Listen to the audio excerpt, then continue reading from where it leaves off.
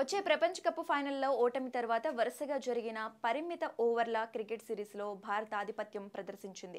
ఇప్పుడు ఆటగాళ్లకు పరీక్షగా నిలిచే టెస్టు మ్యాచ్లకు టీమిండియా సిద్ధమైంది. ప్రపంచ టెస్ట్ ఛాంపియన్షిప్ ఫైనల్కు చేరుకునేందుకు మార్గం సుగమం చేసుకోవాలని భావిస్తోంది. ప్రస్తుతం పాయింట్ల పట్టికలో అగ్రస్థానంలో ఉన్నప్పటికీ దక్షిణాఫ్రికాతో టెస్టు సిరీస్ అత్యంత కీలకం.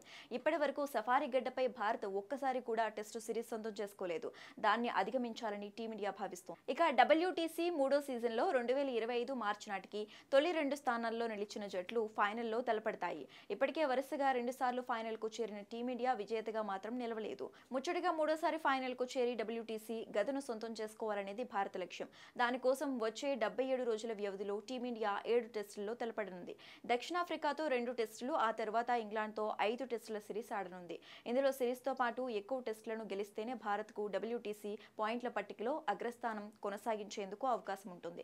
అయితే ఈ మధ్య వరుస గాయాలు, అలాగే ఆట నుంచి విశ్రాంతి పేరిట ఆటగాళ్లు చాలా మంది క్రికెట్కు దూరమయ్యారు. కానీ వచ్చే 2.5 నెలలు ఆటగాళ్లు అందరూ జట్టుకు పూర్తిగా అందుబాటులో ఉంటేనే WTC ఫైనల్కు చేరుకోవడం సాధ్యమవుతోంది. కోహ్లీ ఎలాగో ఎప్పుడూ ఫిట్గానే ఉంటాడు కాబట్టి ముఖ్యంగా టెస్టు జట్టులో కీలక పాత్ర పోషించే రోహిత్, శ్రేయస్ గాయాలు కాకుండా చూసుకోవాలి.